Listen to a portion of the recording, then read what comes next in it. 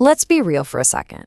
You know the feeling, right? That sudden, cold wave of dread that just hits you when your phone buzzes with an invitation you absolutely do not want.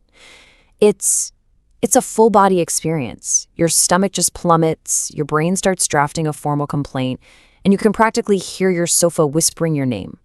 Well, today, we are going to dissect that feeling. We're going to put on our psychological lab coats and explore the brilliant, complex, and honestly, pretty awesome art of staying in. Ah, yes, there it is, the trigger phrase. 6 little words that can unleash an absolute hurricane of internal chaos. Your heart rate spikes, your entire immune system, which was just chilling, suddenly goes on strike. See, it's not a simple question, is it? It's a declaration of war against your peace, your comfort, and your perfectly worn-in sweatpants. And look, this is the first thing we have to get straight. This is not about being antisocial or hating people. No. It's about a cold, hard cost-benefit analysis. The sheer effort of finding clean pants, manufacturing a social smile, trying to shout a conversation over terrible music. I mean, it feels like a monumental undertaking, especially when the alternative is, well, not doing any of that. You know, I have a dog, Mochi, who is an absolute master of this philosophy. He's probably horizontal on the floor right now, just soaking up a sunbeam. And if I were to ask him to go for a run, he'd give me this look of such profound disappointment and let out a sigh that could curdle milk. And you know what? Mochi gets it. He understands that sometimes the absolute wisest choice is the one that involves the least amount of movement. Okay, let's really dive into the core of this, because we need to completely flip the script on how we think about home. It's not just a bunker you retreat to when the world gets a little too much. No, it is your territory. It's your kingdom. It's the main stage, and you are the star. So psychologically, there's actually a name for this. It's called a home-centered orientation. And this isn't some disorder, it's a worldview.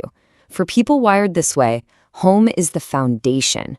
It's where the rules are yours, the script is unwritten, and you are the undisputed director of the entire production. Leaving isn't just an inconvenience, it's literally abandoning your director's chair.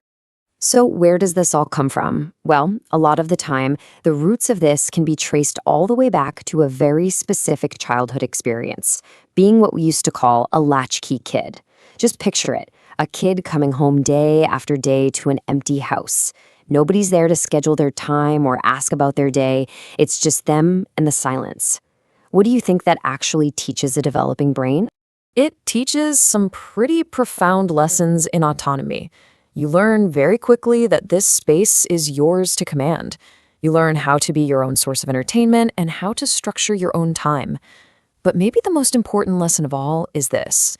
Being alone is not the same as being lonely. Your brain gets hardwired to see home as this sanctuary of absolute freedom and authenticity. And honestly, why would you ever want to trade that in just to go out and wear a social mask?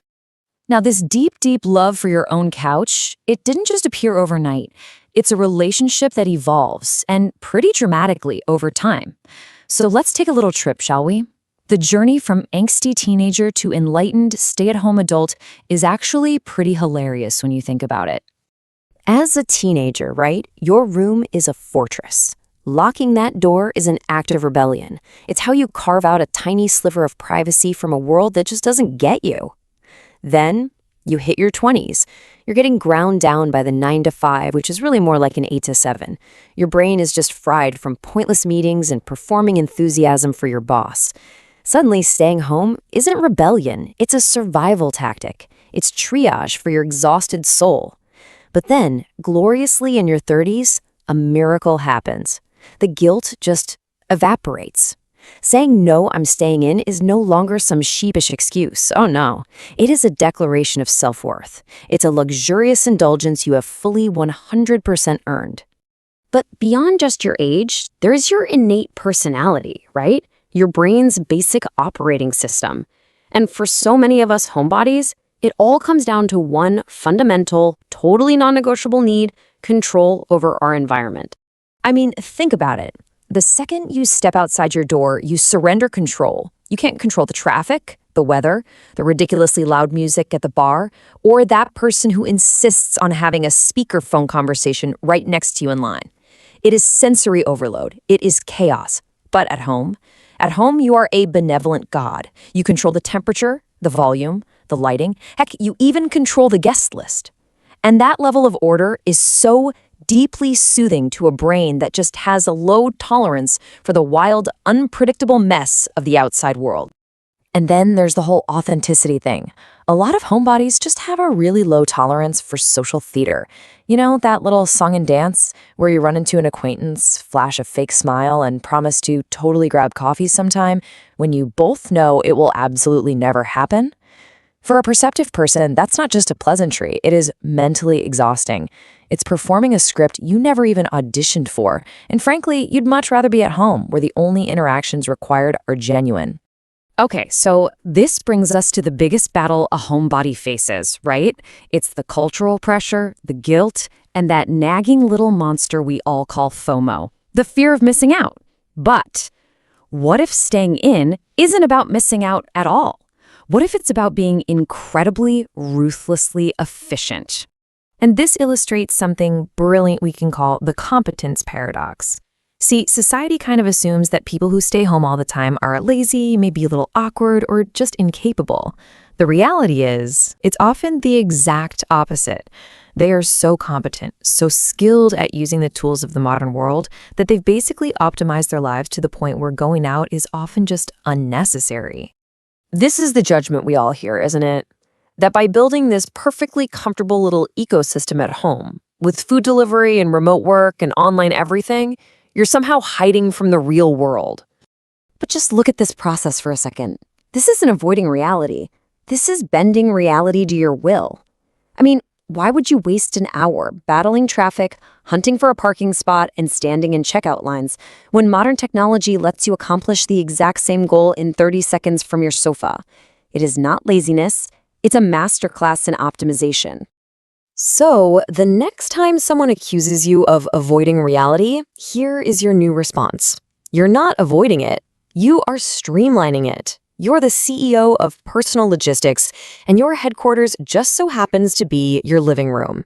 And you know, ultimately, all of this comes down to one really crucial point: understanding where your validation comes from.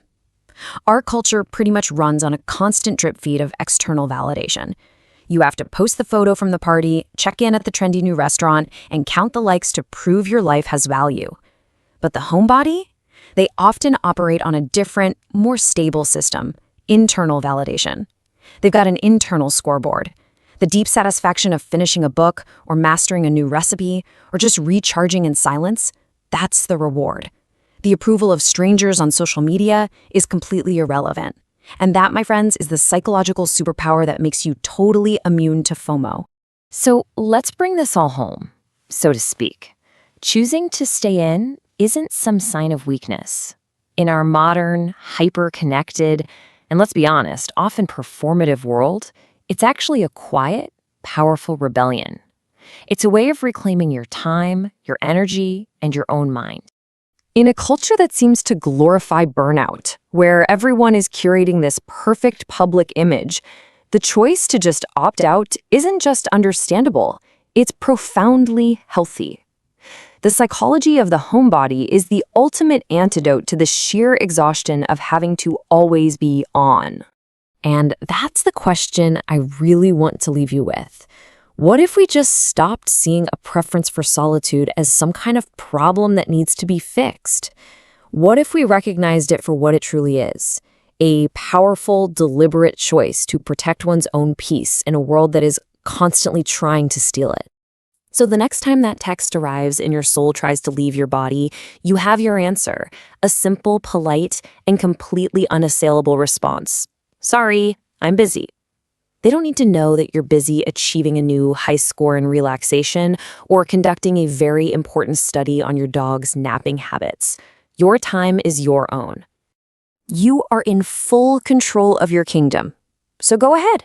Turn this off, go make some noodles, find your favorite spot on the sofa, and just enjoy the profound, luxurious peace of being exactly where you want to be. You've more than earned it.